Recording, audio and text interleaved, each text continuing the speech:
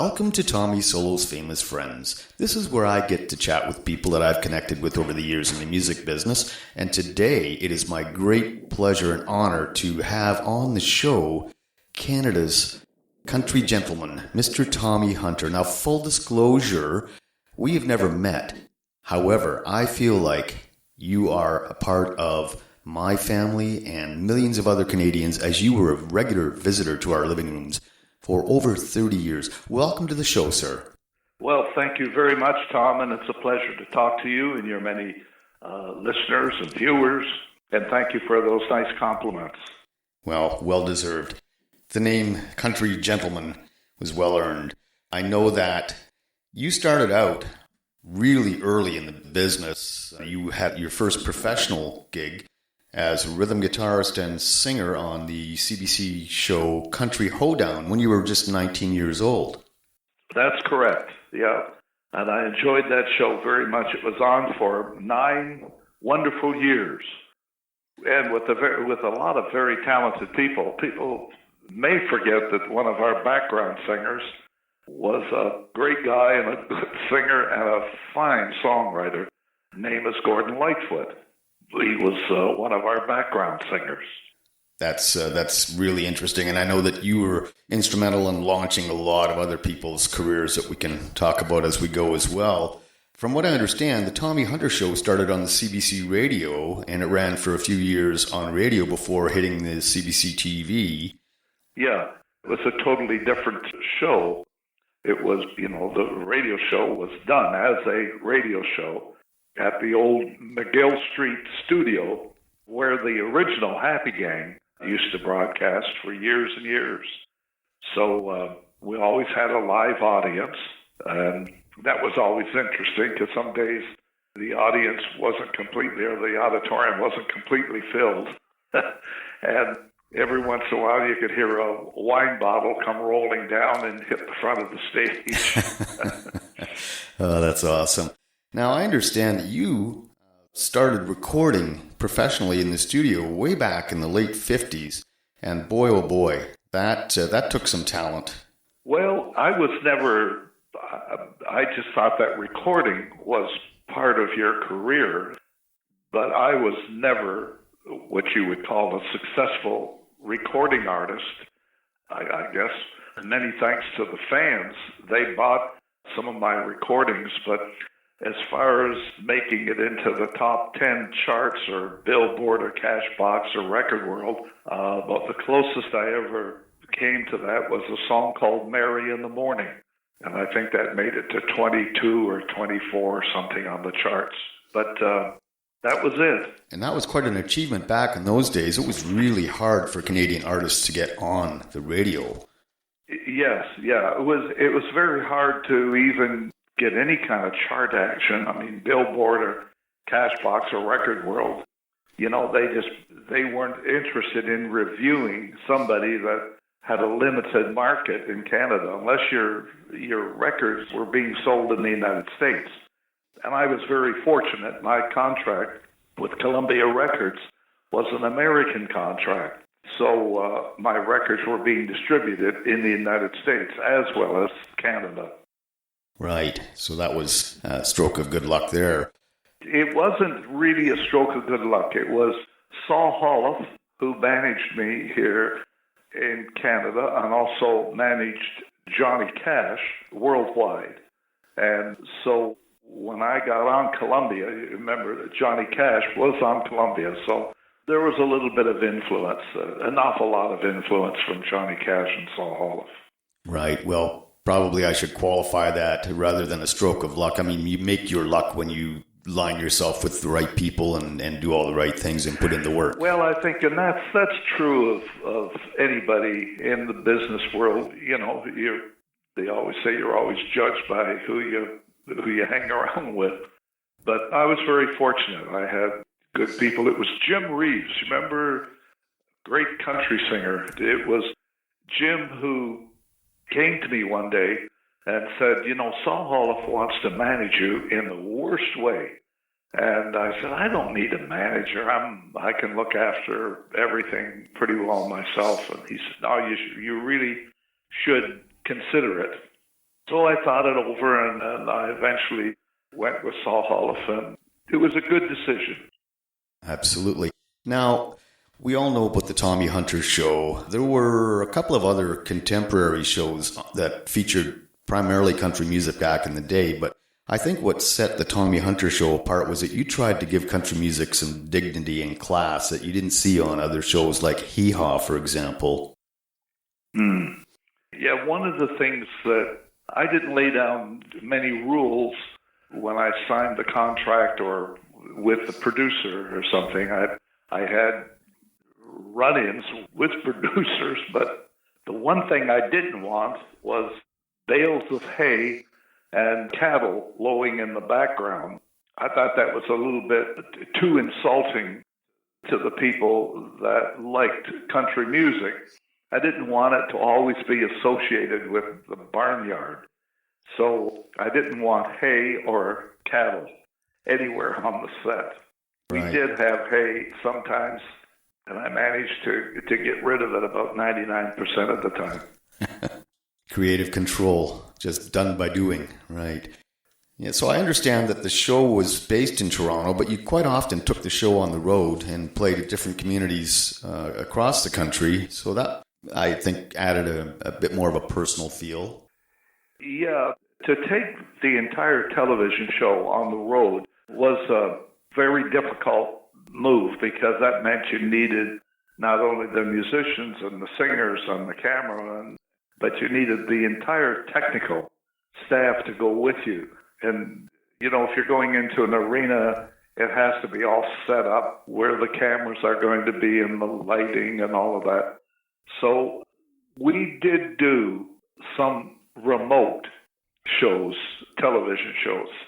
But the shows that I did were mainly when I was on tour with my band and myself. Those are the ones that I think most people refer to as, you know, I saw you when you were on tour or you came to our particular town. And one of the greatest compliments that I always thought was very complimentary was when people would come over at the end of the show. I would always sit down on a chair and sign autographs and shake hands and talk to people. And many of them would say, I sure enjoyed your show tonight. It was just like watching the television show. And I always thought that was the greatest because I only had a 5-piece band on stage and me. That was it. There was no television cameras and no lighting or no nothing. It was just bare bones. But the fact that they thought it reminded them of the television show was a wonderful compliment. And things were so much different back in those days. I mean, nowadays, when you produce a show, I mean, you can edit. You know, if you get something wrong, that can be fixed. I mean, you go into the recording studio, you can take 12 takes to get one line if you need to. And back when you were active, you had to get it right. And you had to get it right every single time. Yeah, that was true. We didn't like editing. I didn't even know what editing was. Well, I did know, but I didn't like doing it. But, you know, if you did make a mistake, you were far better just to say, look, hold it, let's go right back to the top and start over again. And sometimes it worked better that way. But the odd time we did edit, but not very often. Right, yeah. You know, not that long ago, I watched an interview with Roy Clark, and he talked about doing live TV and how frustrating it was for him because he said, you know, we were playing Gibson guitars and we were under these hot lights and they were always out of tune. You know, so it was a different time, that's for sure. Yeah, it was. There were always little technicalities that would enter into doing the television show. If you came in early in the morning and it was cool outside, your guitar was cold, and you would take your guitar out and then tune it and put it on the music stand. By the time you went to play it, was all out of tune again because the heat from the lights changed the tonality and the tuning of the guitar slightly, so you always had to retune it again. Right. Well, as I mentioned when we spoke a few days ago about doing this interview, I learned how to play guitar basically by playing along with the Ed Sullivan Show and the Tommy Hunter Show. And you would never have known from your show that there were any tuning problems or anything like that. It was always so tight and professional. Oh, well, thank you. Thank you very much. That's a nice compliment to the producers and directors of the show, and I will pass that all along to them. Well, that's very kind of you. Yeah. When we're talking about that, I was very fortunate to have what I felt were the best producers, directors, cameramen, writers that any television show could have. And that basically is the reason for the success of the show, because they were all good. All those little ingredients that make a show successful.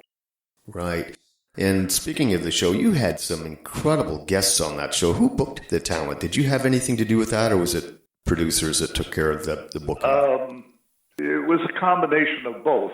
Mainly the producer or one of his assistants would be in contact with the agency or the artist directly, but they would always run it by me first and say, here's some of the guests that we're getting in touch with.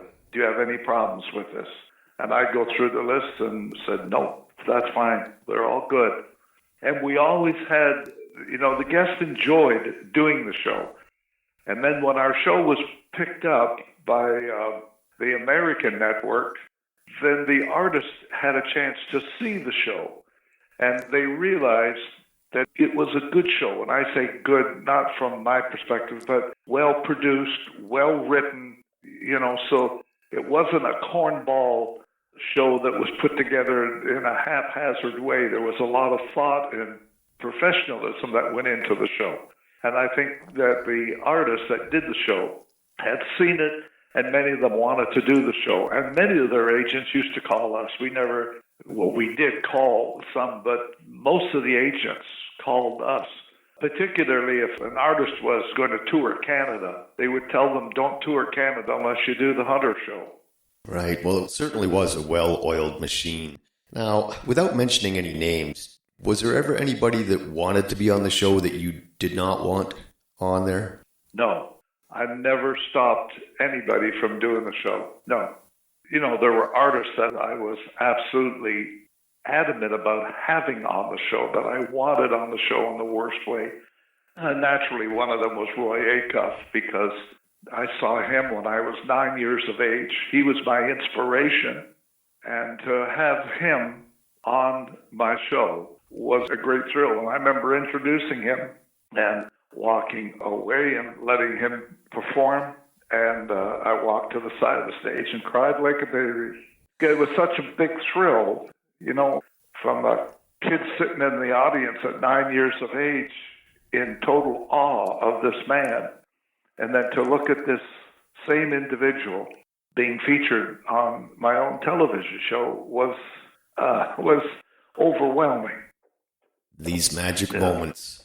Yeah, that's kind of how I feel right now, to be honest. Nothing like talking with one of your idols. So I know that there were an awful lot of people that you helped launch the careers of, and one was a young 14-year-old girl from Timmins, Ontario, who went by the name Eileen Twain. That's right. Shania Twain. Yeah, she was, even back then, she was a great singer, and it was a pleasure to have her on the show. And she deserved to be on the show. No doubt. And I mean, there were people like Garth Brooks, the Judds, Alanis Morissette. Now that's an interesting guest to be on the Tommy Hunter Show, but I understand that she was in country music at that time. You had Anne Murray. I think I remember, did she sing Snowbird? Did she debut that song on your show? Yeah, I don't know whether she debuted it, but I know she sang that song on the show. Yeah, good song. Gene McClellan wrote that. There's a name for you. Very nice guy and a good singer, and lived in the Maritimes. And he wrote Snowbird. Also wrote Put Your Hand in the Hand of the Man. Yes. Both huge hits. Nice guy, by the way. Just a very soft-spoken, down-to-earth individual. Right. Now, I know you were inducted into the Canadian Country Music Hall of Fame. You were made a member of the Order of Canada. You've won multiple Juno Awards, Geminis, the Order of Ontario. There's a street in London, Ontario named after you, Tommy Hunter Way. Yes, that was a great thrill. I wasn't there when it opened, but I was there many times after that. I don't think our tour bus, when it was on its way going through London or stopping in London, I always took the bus out Hamilton Road, down St. Julian Street, and made all the guys on. We turned the corner, and there was the sign, Tommy Hunter Way, and I said to the guys, I want you to look up here. And they were all half asleep, and they'd open up and, oh, yeah, Tommy Hunter Way, isn't that great? Boom, back to sleep again. The bus driver knew if we were going out Hamilton Road or we were coming from up north somewhere, and we're going to be going through London and pick up Highbury Avenue and take us to the 401, that we were going to make a turn and head down towards Tommy Hunter Way. Yeah, that was a big thrill. Okay. That was in an area, by the way, where I used to play as a kid. We lived on Brisbane Street in London, and so if you went right down the end of Brisbane Street, there was hills, and you could ride a lot of these hills over to St. Julian Street, and it linked right up with what is now Tommy Hunter Way. Well, that's awesome. That is awesome. Now, I know that in recent years, you were also inducted into the London, Ontario Music Hall of Fame, officially known as the Forest City London Music Hall of Fame. Yes, yeah. You know, to be recognized for, you know, so-called achievements is very flattering and quite an honor, particularly when your hometown recognizes you, and that's a real thrill. And you've had double honors here, among other things. So quite the long and illustrious career you've had. And as I said, there were millions of us that tuned in every week to watch your show. And I don't know where we would have been without the Tommy Hunter Show, to be honest. Well, thank you. You know, I don't want this to sound egotistical or anything, but I was always very much aware of the audience and very respectful of the audience that tuned us in every single week. And that's why if I had any run-in with producers or writers, it was always something over the fact that I did not want that to be seen on television, or I didn't want that to be said on television. So I would either go to the writer and say, I don't want that idea in the show. I think it's very inappropriate and it's unnecessary. And sometimes they would argue, and when it came right down to the bottom line, I'd listen to all their arguments and everything else, and I'd say, well, I'm not going to stand here and argue this point any further. We've discussed it as well as I can express my viewpoints with you, and you're still adamant about it going into the show. But there's a little clause that I happen to have in my contract, and I want you to go back to the office, get the producer to show you. And there's a line in there that says that I have total artistic control. So now I'm exercising my artistic control. That is not going in the show. So that happened on very rare occasions, but there were times when a writer or somebody was very adamant that it was going in the show. I just felt that the audience would rebel if they saw that or heard that. So that was it. Right. Well, you know, that's rare even today. Most artists don't have creative control over what they do. I talk to a lot of artists who were somebody and now they're driving a school bus or they're, working a day job doing something else because they just didn't have the business acumen and they, didn't have that sense. And I think it's a big, big win when somebody like yourself can actually exercise some business acumen and use creative control in your favor. Well, thank you. Sometimes people forget that an individual could walk over and put out his hand and say, "Hi, I'm your producer." And I don't know, is he good or is he average? Or so you really have to do a lot of checking and ask an awful lot of questions from various people that may have worked with him or her, and just to get some information and to get to a point where you feel comfortable. And when you get to that feeling, as I did with probably the best producer and director I ever worked with, Les Pouliot was the producer, Joan Tassoni was the director. They were two of the best people you could work with in the industry. They knew the music. They enjoyed the music. We all got along great together, and they knew what was good for me and what wasn't good for me. So it was a good working relationship. And I had fun. I have to admit there was no arguing. There was never any fighting or anything. I just let them do their job and I did my job. And that's when you know it's working good. Absolutely. And you had a well-oiled machine behind you. Oh, I sure did. Yeah, I had the best. It's hard for people to understand that the success of the show is based upon the people you surround yourself with.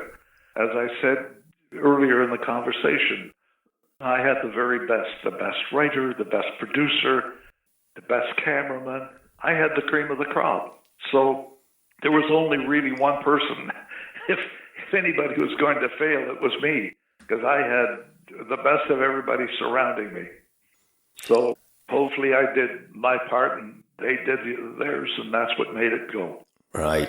That's sage advice too. I had somebody a number of years ago tell me, and we all, not all, but a lot of us musical artists make the mistake of working with our friends and putting friendship above the business.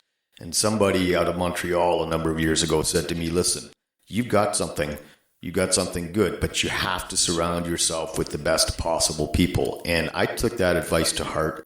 Now, the music industry has changed tremendously, but I've never had more fun than I have had over the number of years that I've worked with the professional artists that I needed to be working with. Yeah. That's a nice compliment. And can I just add something further? When you work with professional people, it's funny how your standard comes up much higher because you can do things. You can express yourself to a musician and say, really, I'd like to do this. Let's change the tempo and let's do this. And they say, "Oh, that's a great idea. What about if I did this and did that?" And all of a sudden, you're now at a nice level, and everybody's putting their professional input into the arrangement or the song or changing something to make it much better. Absolutely. I mean, you can't jump off a third-floor balcony without a safety net. Yeah. Or you could, but might not be your best decision. Yeah, well, I don't want to read about the results. Yeah. Oh, boy. Well, over the years, you released 12 albums, and the show was on the air for 36 years. That's quite the achievement. And breaking through onto the Nashville network, all the things that accolades that you've been able to celebrate. Wow, what a career you've had. And you're still pretty active. I mean, I know you're not in the music business anymore, but when I called you the other day, you said, "Listen, I'm working on something in my living room." And most people who are of your age demographic would be saying, "Well, listen, let me get my person to wheel me over somewhere." And you still have an active body and an active mind, and that's to be celebrated. Well, thank you.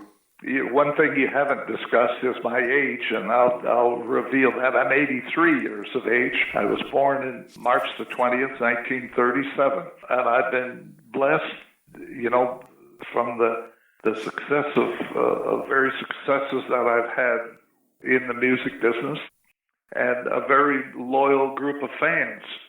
So, I've been blessed in many, many ways. So it's gratifying. I guess that's why I'm always very respectful when I was doing the television show of that audience, because they were fans that enjoyed what I did and supported the show.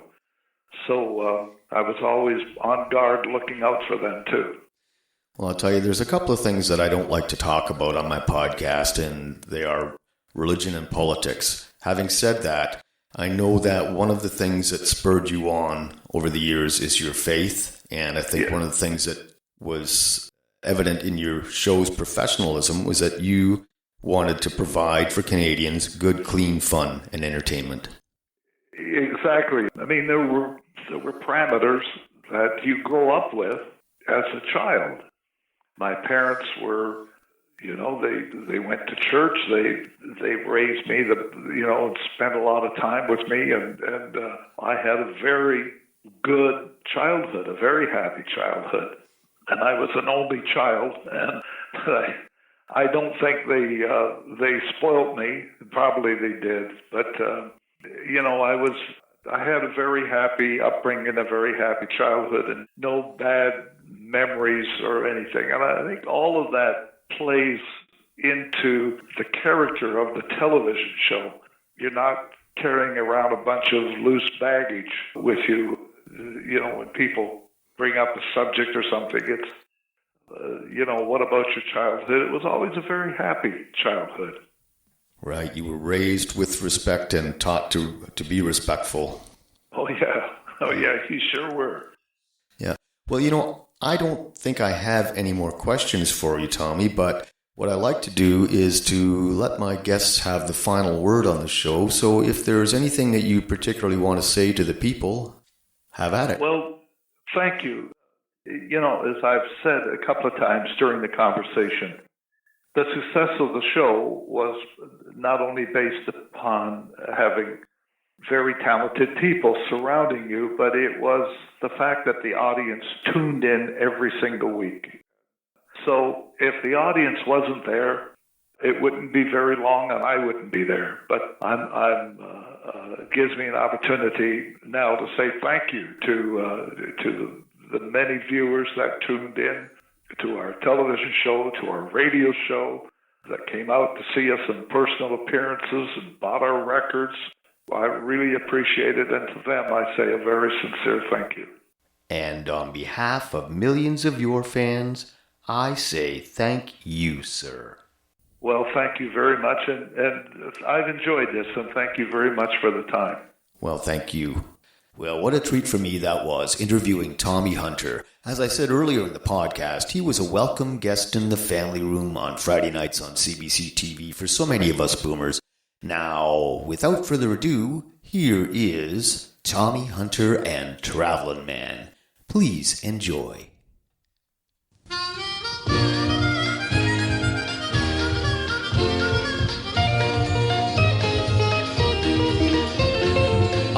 I'm a traveling man, following the breeze, traveling here, traveling there, gathering memories. So let me wander, let me wander all my life away. Just a traveling on my way, just traveling on my way.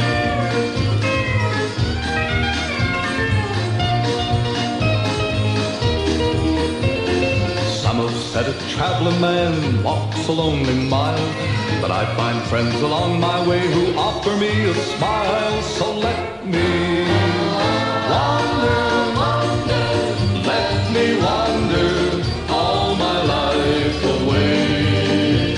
Just a traveling on my way, just traveling on my way.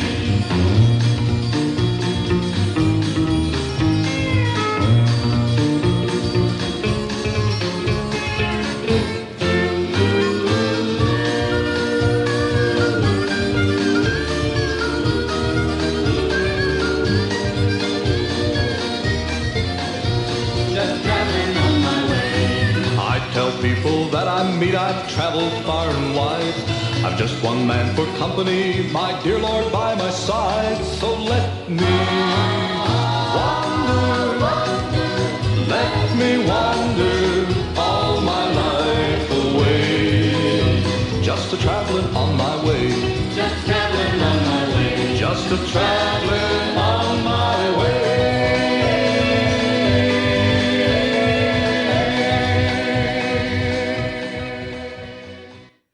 Tommy Solo's Famous Friends is a one-man production, meaning that I've done all the work, including guest acquisition, recording, editing, and so on. And hey, if you like the show, why not subscribe and help support us through Patreon at patreon.com/TommySolo. The theme song for Tommy Solo's Famous Friends is a clip from my original composition, The Burn.